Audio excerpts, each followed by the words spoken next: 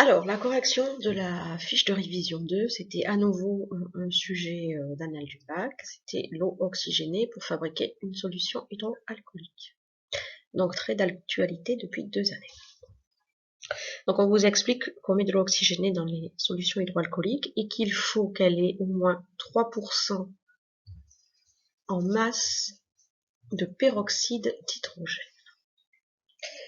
Donc, c'était une résolution de problème. Il y avait 3 questions préliminaires. Le premier document était celui-ci, qui s'affiche à l'écran, qui présentait des conditions de conservation d'une eau oxygénée. Le deuxième document présentait les conditions d'un titrage et le résultat du titrage. Alors, on nous demande de présenter les facteurs qui influencent la conservation de l'eau oxygénée et quels sont les facteurs les plus adaptés pour la conserver. Donc la courbe A, c'est à 5 degrés à l'abri de la lumière, la courbe B, c'est à 25 à l'abri de la lumière, et la courbe C, c'est à 25 mais à la lumière. Donc si on compare la courbe A et B, la température de A est plus petite que la température de B, et les deux sont conservés à l'abri de la lumière. On constate que dans les conditions B, la concentration diminue plus vite que dans les conditions A. Cette différence est donc due à la différence de température puisque les deux sont à l'abri de la lumière. Donc la température est un facteur d'influence de l'eau oxygénée, nous l'avons vu en classe, c'est ce qu'on appelle un facteur cinétique. Plus la température augmente, plus la réaction étudiée est rapide, ici la réaction étant la dismutation de l'eau oxygénée. Donc plus il fait chaud, plus l'eau oxygénée réagit sur elle-même, donc moins bien elle se conserve. Ensuite, on peut comparer les courbes B et C. Donc,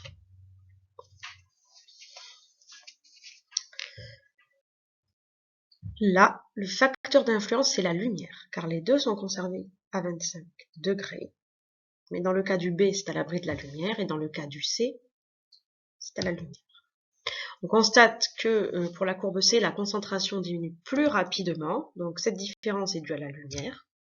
Donc la lumière est un facteur d'influence cinétique. Plus il y a de lumière, plus la réaction est rapide.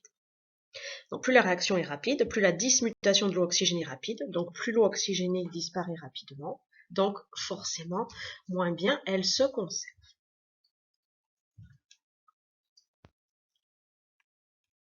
Alors, la question 2, on nous demande de relier la concentration de la solution de peroxyde d'hydrogène au pourcentage en masse. En effet, on nous parle du pourcentage en masse, c'est-à-dire la masse de peroxyde d'hydrogène qu'il y a dans la solution, mais nous, on aimerait sa concentration en mol par litre. Donc, on part de la définition d'un pourcentage massique. Le pourcentage massique de l'espèce qui nous intéresse, c'est la masse de cette espèce sur la masse de l'eau. On aimerait lier cela aux données de l'énoncé. Donc, on dispose d'une masse molaire. On sait dans tous les cas que la masse d'une espèce, c'est sa quantité de matière fois la masse molaire. On sait également depuis la seconde que quand on dispose de la masse volumique d'une solution, eh bien sa définition, c'est la masse de solution sur le volume de solution. Donc on extrait masse solution égale rho solution fois V solution. On remplace ces deux masses, masse de H2O2 et masse de solution, dans l'expression du pourcentage massique. On aboutit à cette expression. On ne perd pas de vue qu'on cherche la concentration molaire. Justement, la définition d'une concentration molaire d'un soluté X, c'est la quantité de matière de ce soluté sur le volume de la solution. Donc c'est identifié en rouge. Donc ça y est, j'ai identifié la concentration. Donc on aboutit au pourcentage massique, c'est la concentration que donc je recherche, fois la masse molaire divisée par la masse volumique. Je manipule cette expression littérale et j'aboutis à la concentration en quantité de matière de peroxyde d'hydrogène. C'est le pourcentage massique fois la masse volumique de la solution divisée par la masse molaire. Je n'oublie pas les unités. Un pourcentage massique n'a pas d'unité. Sur la calculatrice, je n'oublierai pas pour 3% de ne pas écrire 3, mais d'écrire 0,03. Une masse volumique, elle est en grammes par litre. ou en kilogrammes par litre, ou en kilogrammes par mètre cube. Donc là, si je prends des grammes par litre, eh bien, si j'ai ma masse molaire en grammes par mol, je vois que les grammes s'éliminent dans l'équation aux unités, et donc il reste bien des moles par litre. Si j'avais eu des kilogrammes par litre, eh bien, j'aurais converti les kilogrammes par litre en grammes par litre.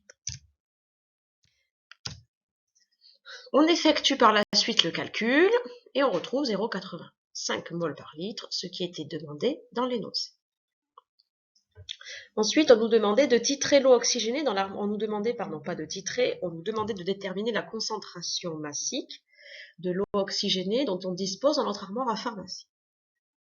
Donc, on donne surtout la définition de l'équivalence, puisque là, c'est une question de titrage. À l'équivalence, les réactifs sont introduits dans les proportions stoichiométriques. Donc, nous avons appris en classe que Na sur A égale Nb sur B. Bien entendu, vous n'écrivez pas ça. Vous identifiez les deux réactifs dans l'équation proposée puisqu'elle était donnée. Vous mettez leur nom entre parenthèses et vous ne mettez pas A et B, vous mettez les coefficients stoichiométriques qui figurent, à savoir ici 5 et 2. Donc, on dosait un volume V1 à la concentration C1. Attention, C1, c'était l'eau oxygénée diluée. Donc à la fin, il ne faudra pas oublier le facteur de dilution.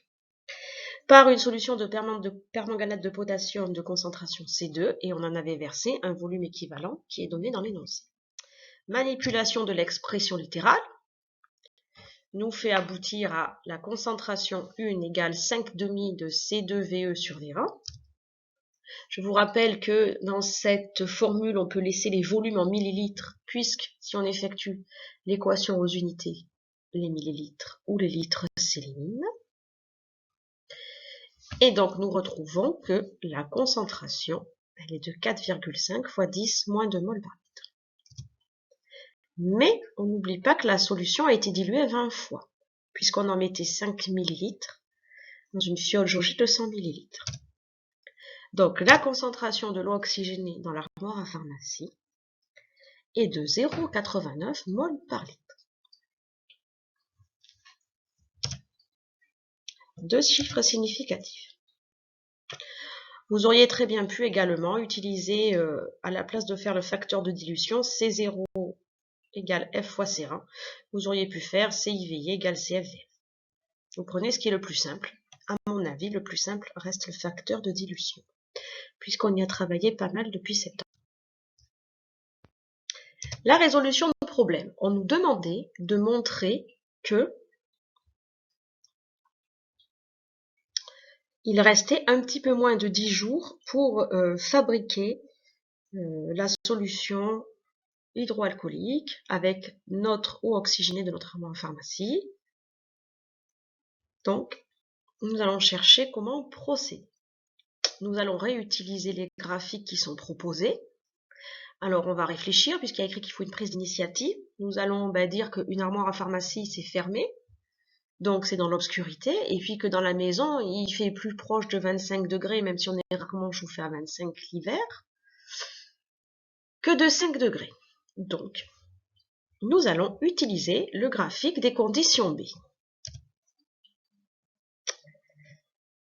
Donc, par lecture graphique, nous savons qu'il reste 0,89 mol par litre, puisque le titrage nous l'a indiqué, sachant qu'initialement, la concentration en eau oxygénée était de quasiment 0,95 mol par litre. Donc, par lecture graphique, on est au jour 10 de l'eau oxygénée. Nous savons qu'il faut qu'il y ait au minimum 3% en masse d'eau oxygénée, de peroxyde d'hydrogène dans l'eau oxygénée pour pouvoir l'utiliser. Donc, toujours par lecture graphique. Nous cherchons, nous avons vu dans les questions préliminaires que cela correspondait à la question 2 à 0,85 mol par litre. Donc, nous cherchons 0,85 mol par litre dans la cinétique des conditions B. Ce sera environ à 16 jours.